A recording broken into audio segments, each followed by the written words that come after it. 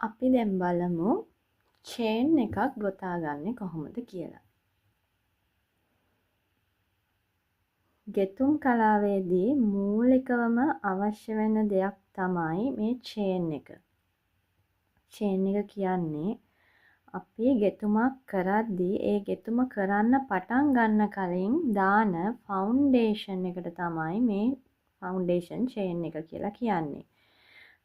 පේලි විදිහට යද්දී මේ චේන් ප්‍රමාණයක් අවශ්‍ය ප්‍රමාණයට දාගෙනත් රවුමක් විදිහට ආකාරයට ගෙතෙද්දී මැජික් රින් එකක් ආකාරයට දමාගෙනත් තමයි අපි ගෙතුම පටන් ගන්නෙ.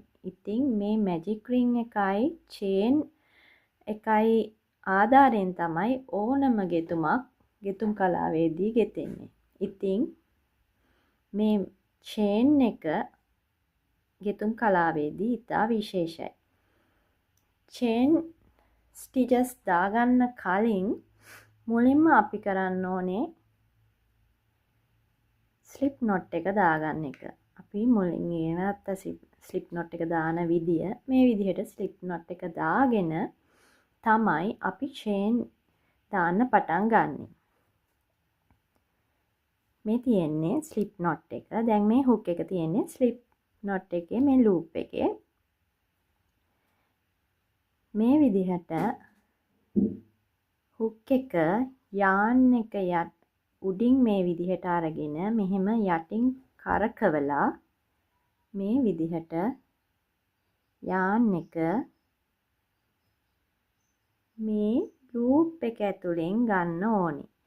එතකොට මෙතන එක චේන් එකක් හැදිලා තියෙනවා. චේන් ගොතද්දී කොයි වෙලාවක මෙහෙම ගොඩාක් ලොකුවට තියාගෙනවත් තදට තියාගෙනවත් ගොතන්න එපා. මේ ලූප් එකේ මේ හුක් එකේ ගානට මේ ලූප් එක තියෙන විදිහට තියාගන්න. මේ හුක් එක මේ ලූප් එක ඇතුලෙන් මෙහෙම කරකවලා චේන් එක දාන්න පුළුවන් විදිහට තියාගන්න. එතකොට මෙතන මේ චේන් ඇතුලෙන් හිඩස් පේන්නේ නැති වෙන්න තමයි චේන් එක ගොතා ගන්න ඕනේ. දිගට ගොතද්දී තමයි මේකට ගොඩක් අතහුරු වෙන්නේ. අතහුරු වෙනකම් මේ චේන් ගොතලා ඔයාලා පුරුදු වෙන්න. මේ විදිහට ගොතන්න ඕනේ. එතකොට මේකට තමයි කියන්නේ ෆවුන්ඩේෂන් චේන් එක කියලා. අපිට අවශ්‍ය ප්‍රමාණයට මේ චේන්ස් මේ විදිහට ගොතා ගන්න ඕනේ. එතකොට දැන් මේ තියෙන්නේ මේ ෆවුන්ඩේෂන් චේන් එක. මේ චේන් වල ඔයාලට පේනවා මේ විදිහට V shape එකට තියෙනවා. ඒවට අපි කියන්නේ loops කියලා. මේ තියෙන්නේ loops. මෙන්න මේ loops ගණන් කරලා තමයි අපි චේන් කීයක් තියෙනවද කියලා හොයාගන්නේ. එතකොට මේ තියෙන්නේ ස්ලිප් නොට් එක.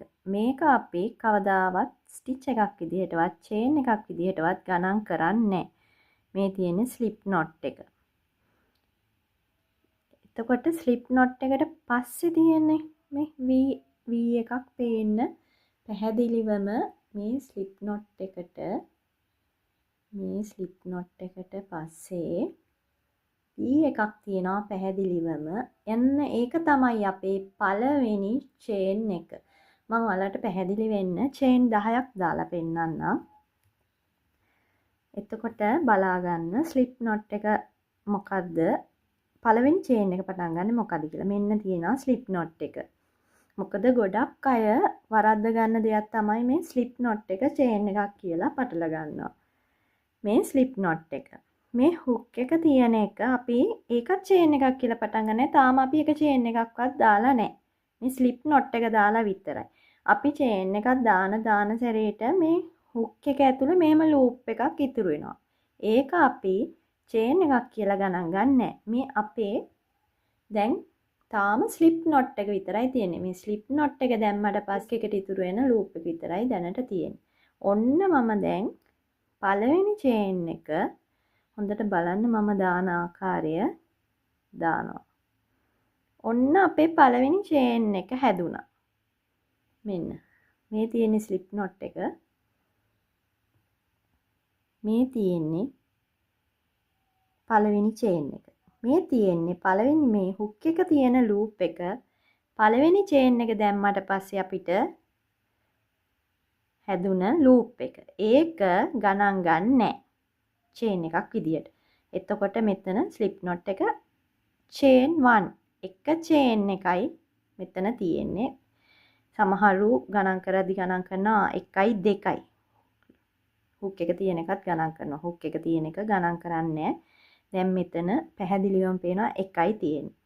ඔන්න 2යි 3යි 4යි 5යි 6යි 7යි 8යි 9යි 10යි. මෙතන චේන් 10ක් තියෙනවා. දැන් ඔයාලට පැහැදිලි වෙන්න මම ගණන් කරලා පෙන්නන්නම්. මේ තියෙන්නේ ස්ලිප් knot එක. මේ පැත්තේ ඉඳන් ගණන් කරනවා නම් මේ ස්ලිප් knot එක. ඒක ගණන් කරන්නේ 1යි. මේ 1 V1යි. ඔයාලට පේනවා ඇති. මේ තියෙන්නේ ස්ලිප් knot එක.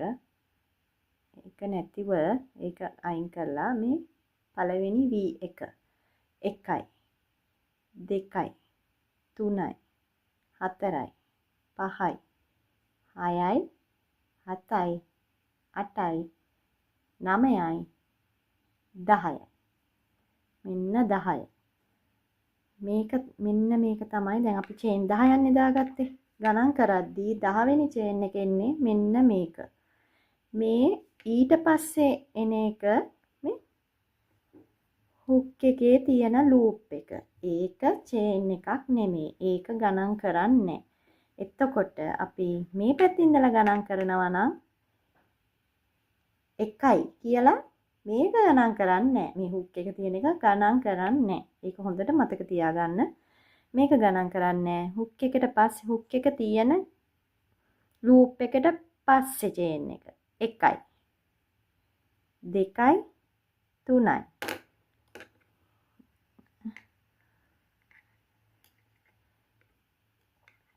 1යි 2යි 3යි 4යි 5යි 6යි 7යි 8යි 9යි 10යි. මේ ස්ලිප් knot එක මේක ගණන් කරන්නේ. අන්න ඒ විදිහට තමයි පැටලෙන්නේ නැති වෙන්න ගණන් කරගන්නේ. හොඳට මතක තියාගන්න ඕන දෙයක් තමයි මේ චේන් අපි ගෙතුමකදී බොහෝ විට බොහෝ දුරට චේන්ස් ගණන් කර කර තමයි ගෙතුමක් කරන්න ඕනේ. අපි ගණන් කළ යුතුයි. එතකොට මේ ස්ලිප් knot එක සහ මේ හුක් එක තියෙන ලූප් එක ගණන් කරන්නේ. ඊට ඒ අමතරව තියෙන චේන්ස් ගාන තමයි චේන්ස් විදිහට ගණන් කරන්නේ. දැන් අපි බලමු මේ චේන් එකේ කොටස් තියෙනවා. මේ ෆවුන්ඩේෂන් චේන් එක හඳුනා ගන්න කොටස් තියෙනවා. ගෙතුම් කරද්දී අපිට ඉදිරියට ඒ කොටස් හඳුනාගෙන සිටීම වැදගත් වෙනවා. මේ යාන් කොටස තියනා නේද? මේ කොටසට අපි කියන්නේ යාන් ටේල් එක කියලා. ඒ කියන්නේ එන්ඩ් එක. මේ කොටසෙන් තමයි අපි ස්ලිප් knot එක මෙතන දාලා තියෙන්නේ. මේ තියෙන්නේ ස්ලිප් knot එක. මේක පොඩි ගැටයක් වගේ මෙතන පේනවා. මේක චේන් එකක් වගේ නෙමෙයි. මේ V හැඩයට තියෙන ඒවා තමයි chains. එතකොට මේ තියෙන්නේ loops, chains. එතකොට මේ දිගට යාන් එකට සම්බන්ධ වෙලා තියෙන යාන් බෝලයට සම්බන්ධ වෙලා තියෙන යාන් එකට කියන්නේ වර්කින් යාන් එක කියලා. ඒකෙන් තමයි දිගට අපි ගොතාගෙන යන්නේ. එතකොට මේ හුක් එක තියෙන්නේ. හුක් එක තියෙන ලූප් එක තියෙනවා. ඒක චේන් එකක් විදිහට අපි ගන්න නෑනේ. ඒකට කියන්නේ working loop කියලා. working loop. ඒ කියන්නේ ඒ ලූප් එකෙන් තමයි අපි චේන් එකක් හදන්නේ. ඒ ලූප් එකෙන් අපි මේ විදිහට චේන් එකක් මේ විදිහට ලූප් එක ඇතුලෙන් ගත්තම ඒ ලූප් එක තමයි චේන් එකක් වෙලා හැදෙන්නේ. ඊළඟට හැදෙන්න තියෙන චේන් එක තමයි මේ හුක් එක ඇතුලේ හුක් එකේ ලූප් එකක් විදිහට තියෙන්නේ. එතකොට ඒක working loop එක. ඒ ලූප් එකෙන් තමයි දිගට continue වෙන්නේ. එතකොට ඔයාලට පේනවා ඇති මේ V එකේ මේ V වල මේ උඩ කොටසක් තියෙනවා යට කොටසක් තියෙනවා. V එකේ උඩින් මෙහෙම ඇවිල්ලා තියෙනවා මෙහෙම ඇවිල්ලා තියෙනවා. මේ උඩෙන් දැන් මෙහෙම තියන් ඉද්දි අපේ පැත්තට තියෙනවනේ. අපේ පැත්තට තියෙන මේ කොටසට අපි කියන්නේ ෆ්‍රන්ට් ලූප් එක කියලා. ඉදිරියට ගෙතුම් කරද්දී ඒවා අවශ්‍ය වෙනවා. සමහර වෙලාවට අපි ෆ්‍රන්ට් ලූප් එකෙන් දාන්න බැක් ලූප් එකෙන් දාන්න කියද්දී ඔයාලා දැනගෙන ඉන්න ඕනේ මේකටයි ෆ්‍රන්ට් ලූප් එක කියන්නේ කියලා. එතකොට මේ අපිට විරුද්ධ පැත්ත ඊට මෙහා පැත්තෙන් තියෙන අපිට ඈතින් තියෙන එක. මේ අපේ පැත්තට තියෙන එක. මේ අනිත් පැත්තට තියෙන එක. මේ අනිත් පැත්තට තියෙන එකට කියන්නේ බැක් ලූප් එක කියලා. මේක ෆ්‍රන්ට් ලූප් එක, මේක බැක් ලූප් එක. එතකොට මේ තියෙන්නේ බැක් ලූප්, මේ යටින් තියෙන්නේ ෆ්‍රන්ට් ලූප්. ඊට අමතරව අපිට තියෙනවා මේ ගෙතුම මේ පැත්තට හරවලා බලද්දී මේ V එකක් නෙමෙයි පොඩි ගැටිති වගේ හැම ලූප් එකකටම චේන් එකකටම අදාළව පිටිපස්සෙන් හැදිලා තියෙනවා මෙන්න මෙහෙම පොඩි ගැටති නේ පේනවද මේ ගැටති වලට අපි කියන්නේ බැක් බම්ප්ස් කියලා බැක් බම්ප්ස් මේ බැක් බම්ප් එක මේ තියෙන්නේ බැක් බම්ප් සමහර තැන්වලදී ගෙතුම් වලදී අපි මේ බැක් බම්ප් එකටත් යාන් එක දාලා ගෙතුම කරගන්න අවස්ථා තියෙනවා. එතකොට ඒකත් අපි දැනගෙන ඉන්න ඕනේ. මේ චේන් ප්‍රමාණය 10යි නම් පිටිපස්සේ බැක් බම්ප්ස් ප්‍රමාණයක් 10ක් තියෙනවා. 1යි 2 මෙතන දැන් මම 11ක් ගත්තනේ කලින්. එතකොට 1යි 2යි 3යි 4යි 5යි 6යි 7යි 8යි 9යි 10යි මේ 11යි. ඒ විදිහට තමයි අපි ෆවුන්ඩේෂන් චේන් එක හඳුනාගන්නේ. මම හිතනවා ඉතාමත් පැහැදිලි ඇති කියලා ඔයාලට. Back loops, front loops, back bumps, මේ වර්කින් ලූප් එක, වර්කින් ලූප් එක හුක් එක ඇතුලේ තියෙන්නේ. හුක් එක ඇතුලේ තියෙන්නේ ඒ ලූප් එක ඇතුලේ හුක් එක තියෙන්නේ. ඒක චේන් එකක් නෙමෙයි. ඒක ගණන් කරන්නේ කොයිම අවස්ථාවකදීවත් නැත්තම් පැටලෙන්න පුළුවන්. එතකොට මේ තියෙන්නේ වර්කින් යාන් එක. මේ යාන් එක තමයි දිගට එන්නේ. මේ තියෙන්නේ යාන් ටේල් එක, යාන් එන්ඩ් එක. මං හිතනවා ඔයාලට පැහැදිලි ඇති කියලා. මං නැවත චේන් එකක් දාන හැටි පෙන්නන්නම්. මේ ලූප් එකෙන් මේ විදිහට අරගෙන පැහැදිලිව මෙන්න මේ විදිහට අරගෙන මේ ලූප් එක ඇතුලෙන් ගන්න. යාන් එක උඩින් අරගෙන දානවා හුක් එක. යාන් එක අඹරවනවා හුක් එකේ පටලවනවා. මේ ලූප් එක ඇතුලෙන් ඇදලා ගන්නවා. ඔය විදිහට තමයි චේන් ගොතන්නේ. අපිට මේ චේන් එක ආධාරයෙන් විතරක් කරන්න පුළුවන් දේවල් තියෙනවා. ගෙතුම් තියෙනවා. පොඩි බ්‍රේස්ලට්ස් වගේ, ඇන්ක්ලට්ස් වගේ, පොඩි කී ටැග් වලට වගේ මේ චේන් එක විතරක් ගොතලා කරන්න පුළුවන් තම් තියෙනවා. ඉතින් මං හිතනවා චේන් එක ඔයාලට දැන් හොඳටම පැහැදිලි ඇති කියලා. පැහැදිලි නැති දෙයක් තියෙනවා නම් කමෙන්ට් සෙක්ෂන් එකේ දාන්න. මම පැහැදිලි කරලා පිළිතුරු දෙන්නම්.